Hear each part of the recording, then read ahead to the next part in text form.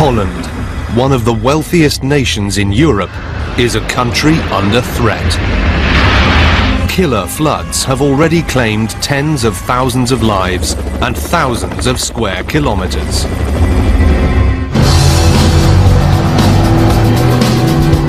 But the Dutch are fighting back, building a series of unique and complex megastructures designed to shut out the sea. Together, they are the biggest, most sophisticated flood defences ever built.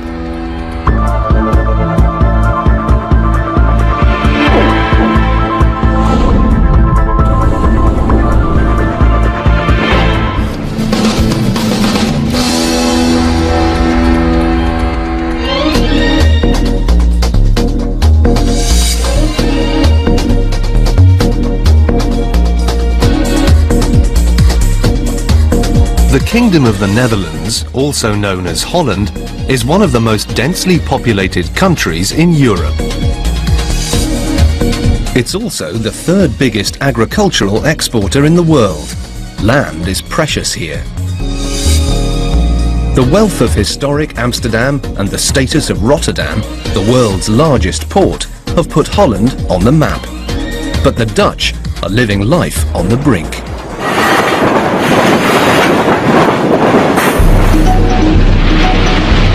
Nearly a quarter of their country is below sea level. It's former marshland that's been reclaimed from the fierce and unpredictable North Sea. For centuries, the Dutch have been waging a war with the water, trying to hold on to their land. But as the land dries out, it's slowly sinking. At the same time, climate change means sea levels are rising. Today, the frightening fact is that there's no Western nation more at risk of a watery wipeout than Holland.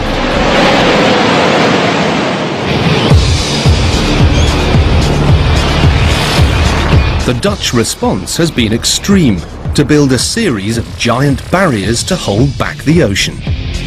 These defences now stretch the length of the country, and together are more than twice as long as the Great Wall of China. The structures range from ancient earth dikes to complex sluice gates, giant locks, and this, the ultimate sea protection system. A retractable storm surge barrier that's perhaps the most complex ocean defence ever built. The gates are each almost the size of the Eiffel Tower. When the computer senses danger, 15,000 tons of steel swing shut on the largest ball joints ever made. Without these massive feats of engineering, Holland simply wouldn't exist today. For the Dutch, the constant fear of flooding is a way of life, and the barricades, a matter of survival. It's a lesson they've learned the hard way. My grandmother was killed only a few hundred meters from our place. She lived alone in a small house, and it all collapsed. She was stuck in the roof and she was trapped. In the last 50 years, the Dutch have spent an unbelievable $2.5 trillion on flood protection. Looking ahead, they've earmarked a further 25 billion over this century. All spent, as they say, to keep their feet dry. But for how long can they hold back the sea? My whole village, well, you see there's my house, you won't see any window at all, and my whole village will be flooded and inundated. There may still be worse to come. New evidence is suggesting that this spectacular collection of seawalls may not be enough to save the Netherlands. The combined effects of climate change, sea level rise, and the relentless sinking of their hard-won land may yet prove too great a challenge to combat. Looking at the extraordinary string of megastructures that hold back the water, it may seem the battle has been won. But unfortunately for the Dutch, their war against the elements is far from over. The ocean is one of the things that's really unknown, and you never know what's going to happen tomorrow, or 1,000 years, or 10,000 years. So the story is the same along nearly the entire Dutch coastline. 3,500 kilometers of dunes and dams, locks and levees, all built to hold back the water. It's a basic fact of life. If your land is below sea level, as a quarter of modern Holland is, you have to keep the ocean at bay. The problems the Dutch have now began at the end of the last ice age. With the melting of the ice, the sea level rose, creating the North Sea, and with it, hundreds of thousands of acres of coastal swamp. The monster ice sheet had been weighing down the very northern parts of Europe. As it melted, it got lighter, so the landmass has been tilting like a giant seesaw, rising in the north and slowly dipping these coastal zones further down into the sea. It was this slowly sinking tidal peat bog that was to become the Kingdom of the Netherlands. For centuries, the Dutch have been waging a war with nature, fighting to win back land from the sea. Using windmills and pumps, they've drained the coastal bogs and converted them into fertile farmland. Earth walls called dikes surround the farmland and keep the water out. It all started on a very small scale. Individual landowners felt the need to drain their land, and they were willing to bear the cost for that. As the saying goes, God created the earth, the Dutch created Holland. By the end of the 19th century, there were some 10,000 windmills draining and reclaiming day and night. Today it houses a population of 16 million people in less than twice the space of New Jersey and possesses some of the most fertile, productive land on the planet. If Holland floods, there's a great deal at stake. Here at the Aalsmeer flower auction, for example, more than 20 million flowers and plants change hands every day. 80% of the produce is homegrown. It's the Wall Street of the horticultural world, and $1 billion business.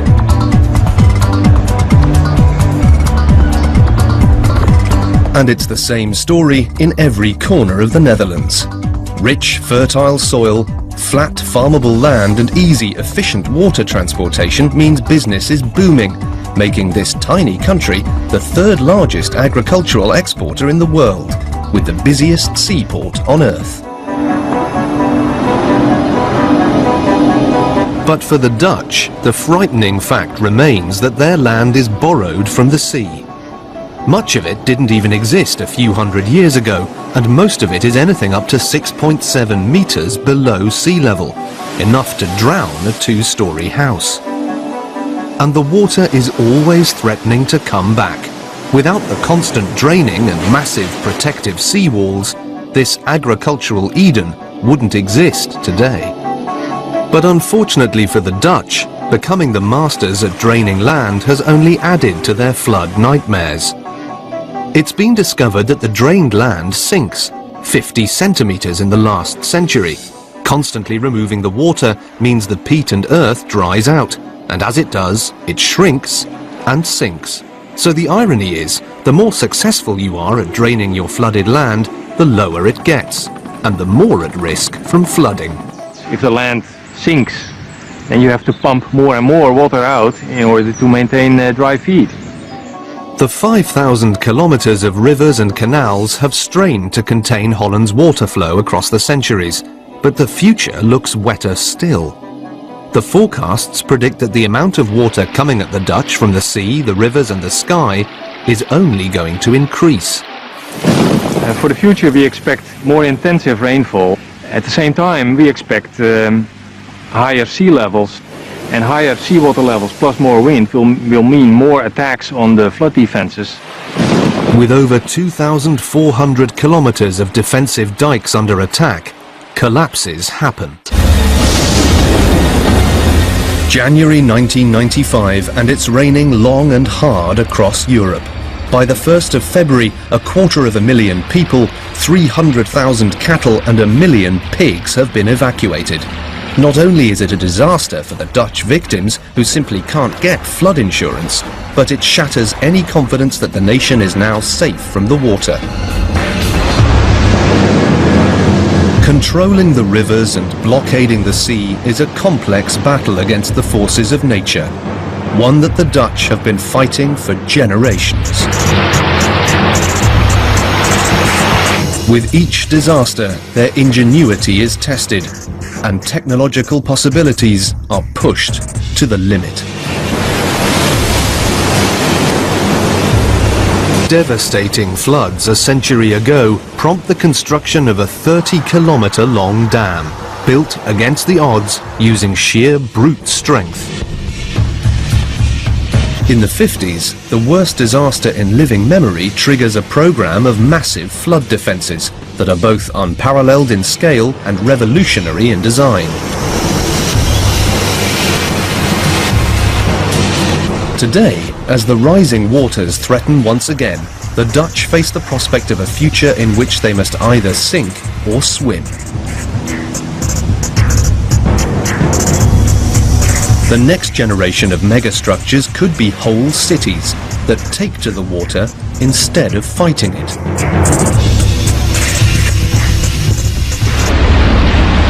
In 1916, the stakes are first raised as devastating storm floods in the north of Holland sweep towards Amsterdam. They wipe out everything in their path, destroying crops and decimating livestock, just when the First World War is already creating drastic food shortages. If you don't drown, you'll starve. The Dutch have lost to the ocean once too often. To fight back, they embark on a megastructure of unprecedented dimensions, one of the world's longest dams, to shut out the sea before it strikes again. Tens of thousands of lives have been lost to flooding in the Netherlands. In 1916, the miseries of the First World War are inflicting hardships all over Europe, and the last thing the Dutch need is a flood. But in January, that's just what they get. Food shortages bring the threat of starvation, and livelihoods are ruined. A substantial area north of Amsterdam was flooded, including the house and the workshop of my grandparents. Their stockpile of wood, they started floating. And given the wind direction, these tree trunks were hammering against the house. And 2 days later, the entire house and the workshop were flattened. There's been talk of a giant dam in the north of Holland for over 100 years, but this latest disaster is the catalyst for building what still stands as one of the longest sea barriers in the world. It seems that there has to be a disaster before politics springs into action.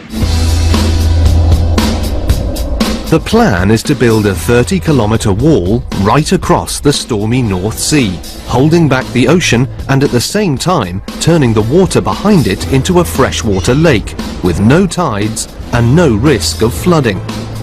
It's inspired, ambitious, and many think impossible. Well, at the time it was a daring operation. The specialists were not sure as to whether or not it could be guaranteed that it could actually be built. But it was at the edge of the technological capabilities. In 1927, work begins on one of the longest, most expensive dam constructions in the world. The huge scale of the project and a work site deep below the raging waters of the North Sea means it's a superhuman challenge right from the start.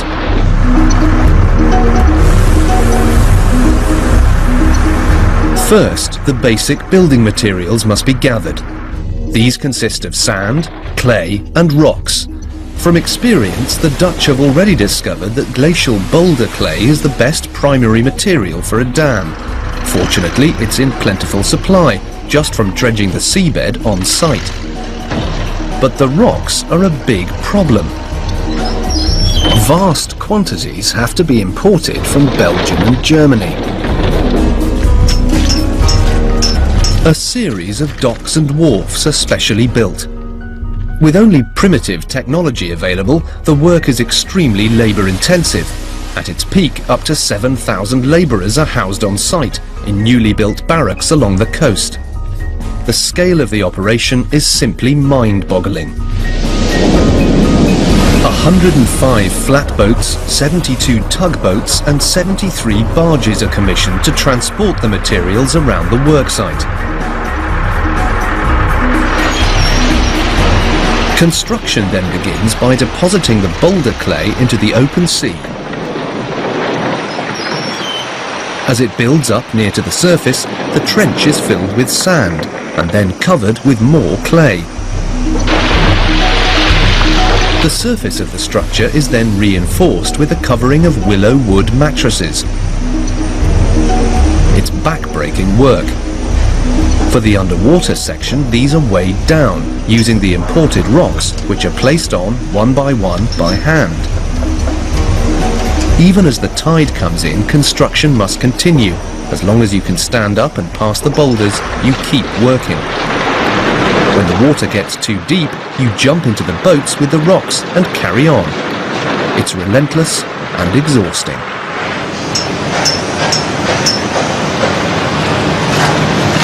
Using sheer force of will and a great deal of sweat, the closure dike grows across the North Sea.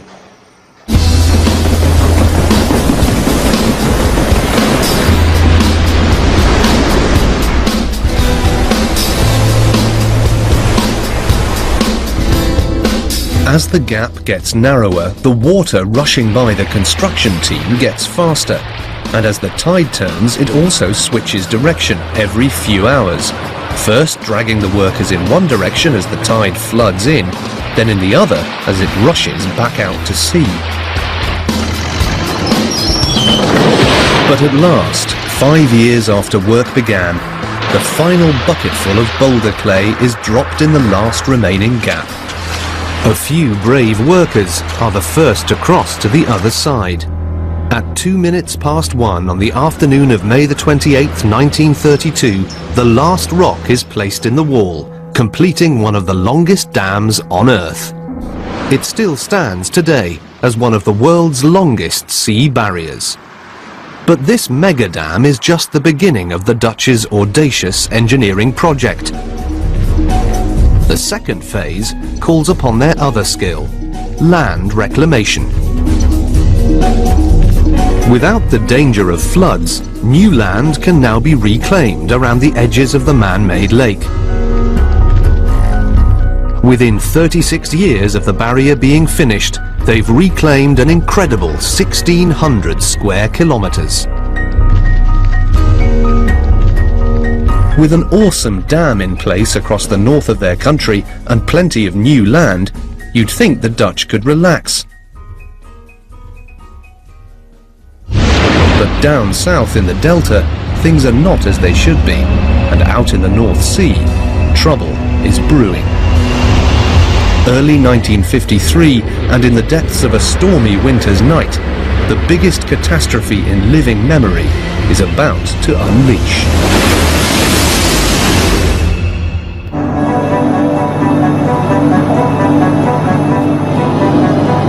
With the coast of North Holland now protected by the giant new closure dam, the Dutch think they can take their eyes off the ocean. They're wrong. It's late January 1953, and a storm is building that no one is prepared for. Out in the North Sea, what's called a storm surge is beginning to form. As the high winds blow across the surface of the sea, they push up a growing swell of water ahead of them. This bulging tide gathers momentum and builds up as it pushes inland. When it hits the coastline, it can turn into a wall of water as much as 7.5 meters high or more. It engulfs everything in its path. On the last day of January, a northerly gale sweeps water from the North Sea down between Scotland and Norway, directly for the coast of Holland.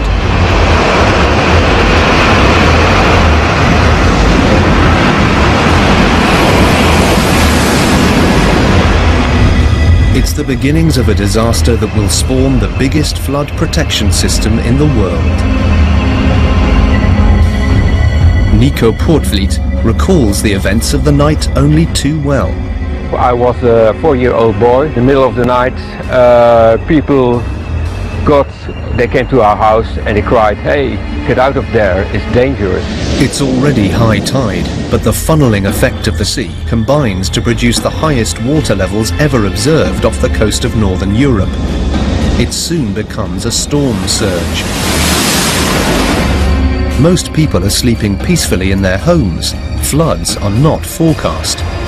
As the storm surge slams the length of the southern coastline, it proves too much for the ancient weakened barriers, and the full force of the North Sea erupts inland.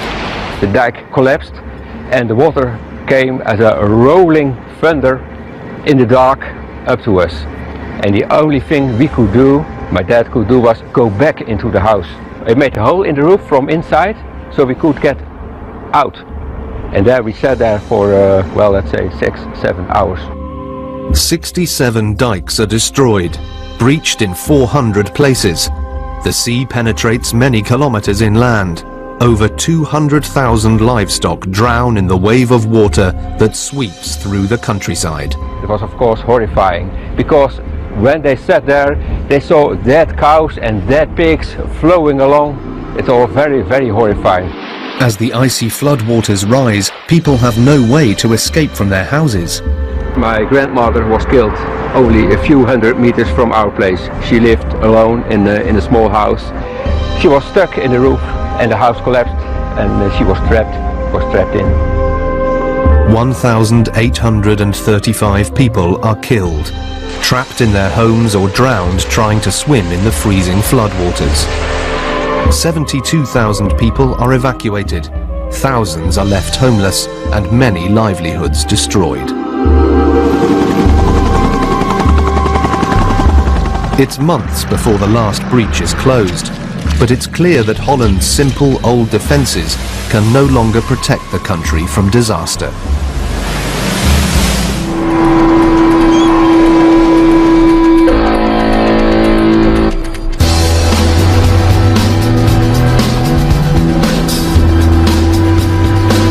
Devastated but undefeated by the disaster, a massive new flood protection strategy is now proposed, called the Delta Project.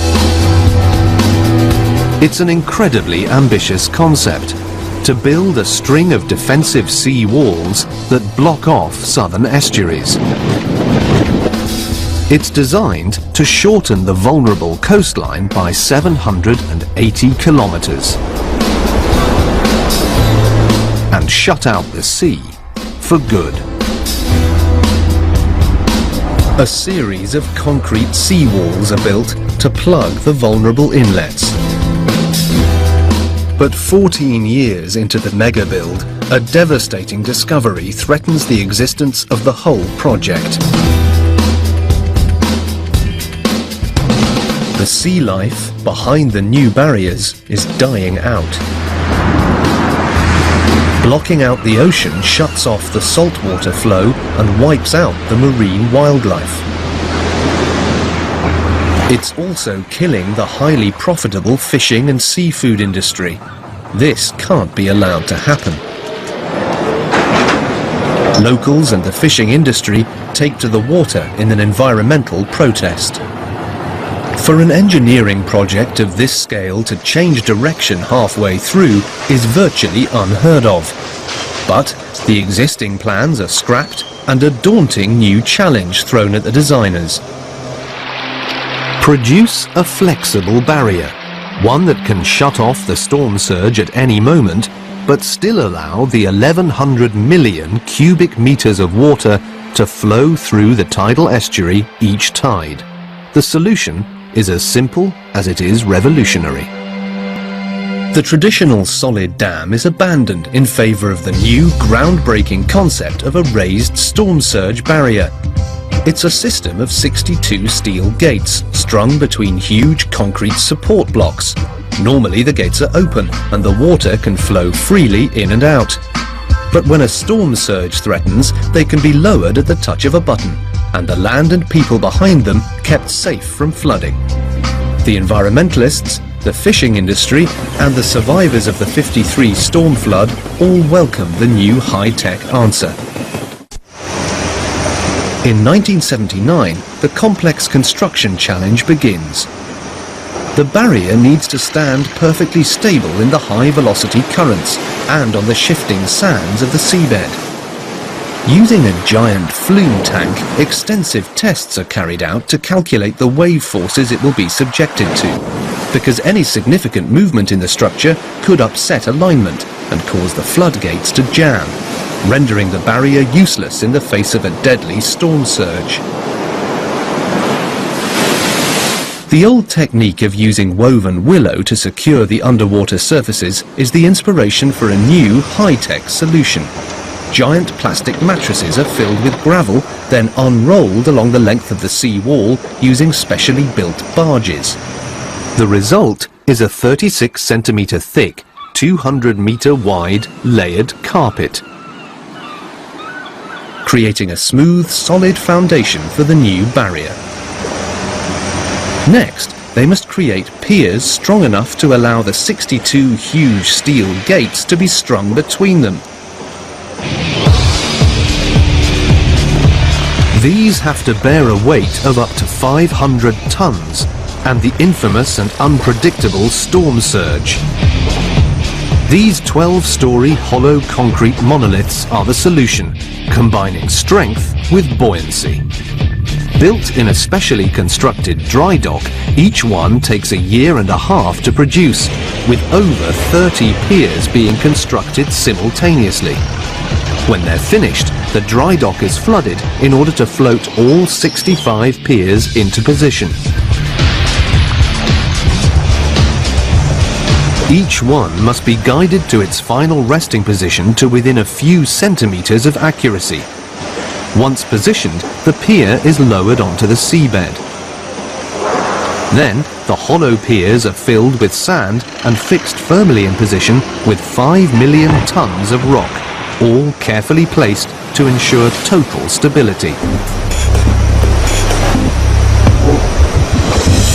The 62 movable steel sluice gates can then be lowered into position. They're each individually made to fit the exact profile of the estuary at each point along the barrier. The largest gates in the deepest water weigh in at almost 500 tons each. Once the barrier is complete, the final touch is the addition of a roadway deck that joins up the coastal islands with a new highway.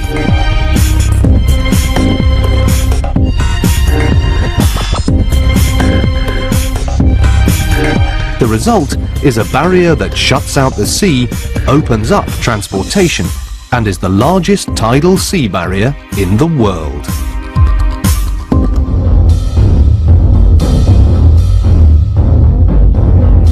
But now climate change is rewriting the rules. The prediction is for larger storms more often.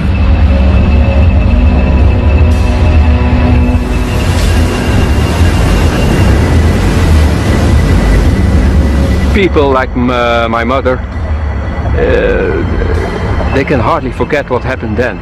Every time it's storming now, she thinks, will it be high enough? Will it be strong enough?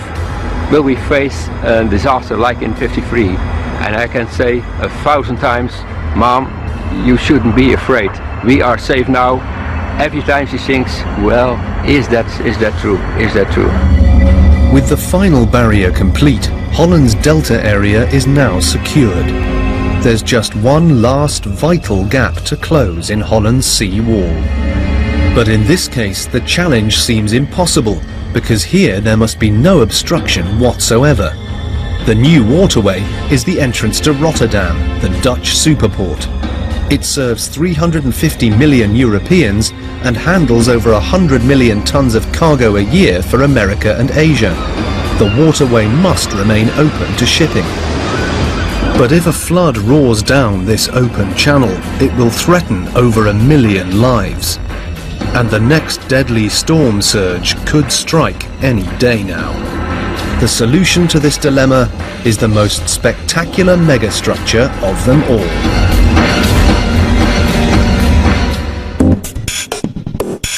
These extraordinary-looking constructions are Holland's latest megastructure. At nearly 300 meters long and 22 meters high, they're the answer to a problem that seemed to defy solution.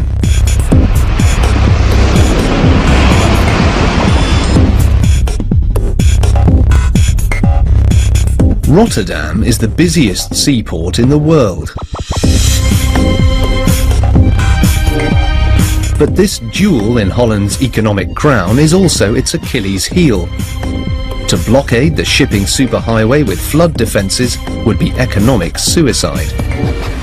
But if a storm surge sweeps up this 360-metre wide channel, it will threaten Holland's industrial heart and place millions of lives at risk. So how, on such an enormous scale, can you stop a storm surge racing in from the North Sea without stopping the ships? Yet again, the Dutch have come up with an extraordinary megastructure that's turned the heads of the engineering world. So they came up with the idea of some large floating structures that could precisely be floated in place and locked in place on really a moment's notice. So this is an unbelievable accomplishment, and it's really a credit to engineering that something like this could even be done. It was doubtful that it could ever be built. Many people doubted that the Dutch could ever do this. The concept of creating two giant floating gates is both ingenious and daring. Normally open and out of the way of shipping, if floodwaters threaten, these hollow gates can swing swiftly into position. Because they float, the giant gates are under less stress. Once in place, valves in the lower sections of the gates are opened. They fill with water and sink, closing off the new waterway the moment a storm surge is imminent. But for this megastructure to work, the gates must lower onto a flat surface. Extensive trials are performed in a test tank to determine the best materials for the foundations. The challenge is that as the gates close, the gap shrinks.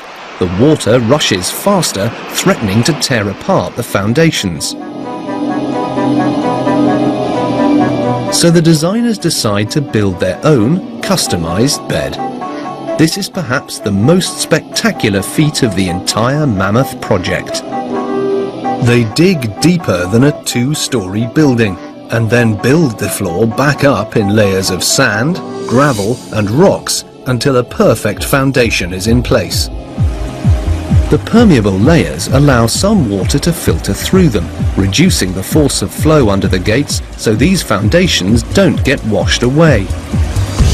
Then 64 630-ton concrete blocks are fitted together on top of this base to form a solid ledge.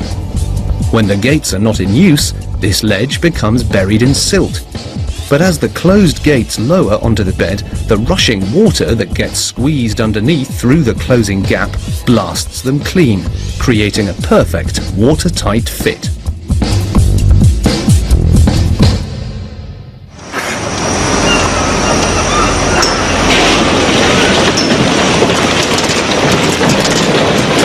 With the design determined, construction begins on the Mammoth project, with teams working around the clock to complete the crucial defences. The bases for the gate's hinges are critical to the structure. Together, they are capable of handling a force of 70,000 tons, and during the heaviest of storms, they'll need to.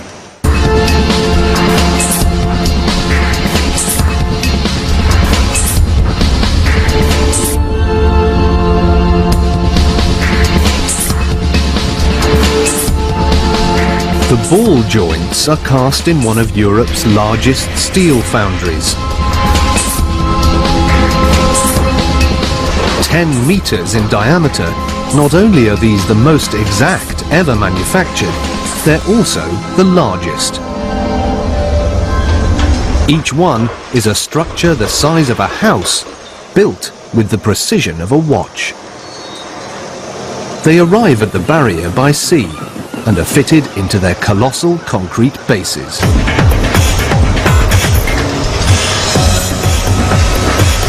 The trusses, made of up to 9 centimetre thick steel tubing, are each assembled section by section on site.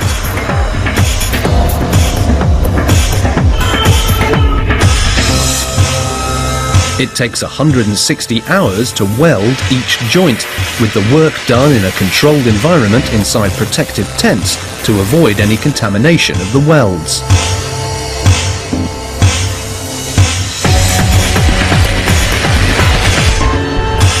The whole arm will only be as strong as its weakest weld.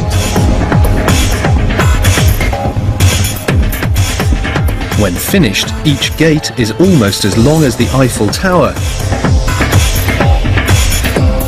These 300-metre-long arms are the final part of the most complex sea protection system ever built. The linchpin of the whole project is the computer-controlled decision support system, codenamed BOS. Only this computer can decide if the gates are to close. It receives constantly updated weather and wave height information from ships at sea, remote buoys and weather stations. The decision to close the gates relies solely on the computer predictions. People can't decide when or if to close the gates. The decision is too important to risk any human error. They must wait on a computerized hair trigger.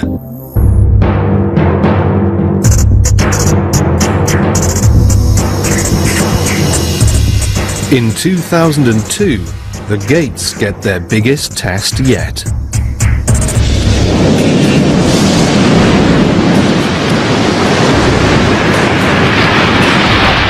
27th of October 2002, and the water level predictions aren't looking good.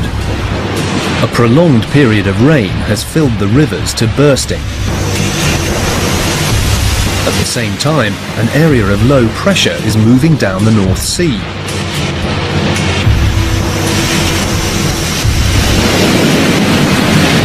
BOS, the automated barrier closing system, is predicting a sea height 3 meters, almost 10 feet, in excess of the maximum safety level. It's red alert time. BOS automatically triggers the barrier closing sequence. At T-4 hours, a warning goes out to all shipping. At this time, the dry docks where the gates normally rest begin flooding, ready to float them out into position. T-2 hours, all shipping is halted. If you're a vessel in port, you stay put. If you're out at sea, good luck. At T0, the gates should begin to close, but this time, they don't.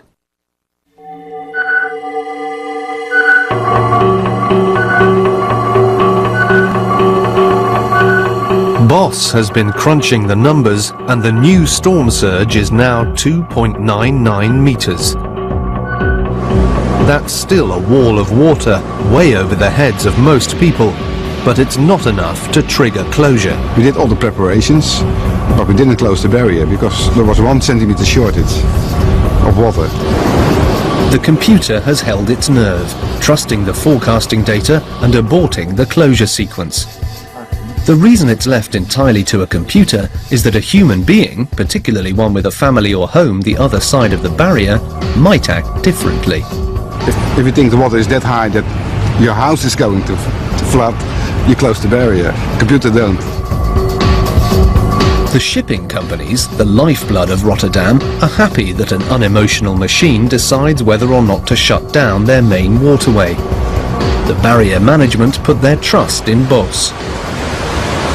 If the worst should happen, a storm surge will be halted and the people and businesses behind them protected. So with the last opening in Holland's North Sea wall now closed, surely it must be time to relax. Finally, are the Dutch safe? The answer, yet again, is no. In the latest cruel twist, climate change and sea level rise are now threatening everything the Dutch have done so far. But once more, the response has been extraordinary.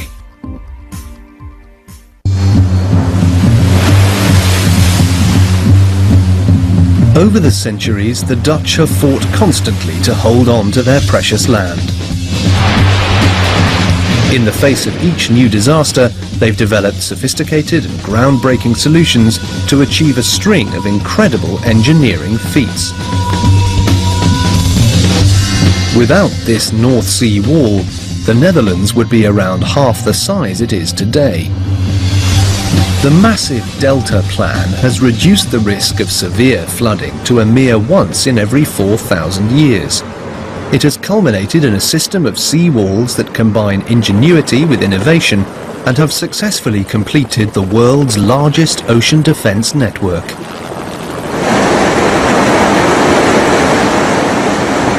With the last barrier now in place, Rotterdam and its hinterland are protected behind the most spectacular megastructure of them all.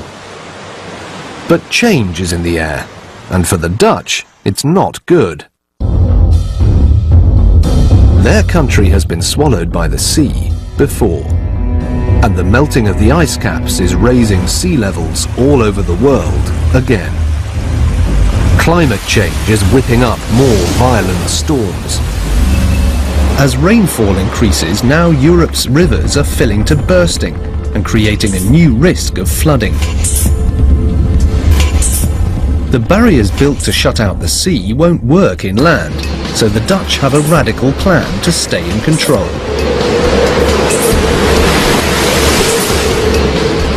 During extreme flood situations, they are actually going to give back some of their hard-won land to the water, but they're going to choose which areas flood and which don't. They're going to break the levees deliberately and create inlets to flood selected areas of the countryside. When it starts to rain and you see the water levels rising in the floodplain and it's getting higher, and you get, well, we switch on German TV and you see there's coming more, the rain is getting heavier, then you get worried. In some cases, they even plan to sacrifice whole villages. Well, if the water comes in, it will rise to an expected level of 5 meters, which will mean that the windows of my house over there, you won't see them at all. Only the top of the roof is visible. 3 of Europe's major rivers flow into Holland. To act as Europe's storm drain in times of extreme rainfall, the Dutch are having to nominate these unlucky pockets of their country to go under. These areas were chosen, first of all, because they are close to the border with Germany, where the water is coming from. These are the areas that theoretically would flood first anyway. The second reason these zones were chosen is because they're less densely populated than other areas, but unfortunately, none of Holland is uninhabited. Normally surrounded by a protective dike to keep the water out, now thousands of cubic meters of river water will be diverted into these sacrificial zones, submerging the fields and villages. There'll be ample warning and they'll have time to evacuate their homes. And then there will be arrangements, of course, to pay for all the damages. It's radical, but ultimately may prove more cost-effective than building extensive new flood protection schemes.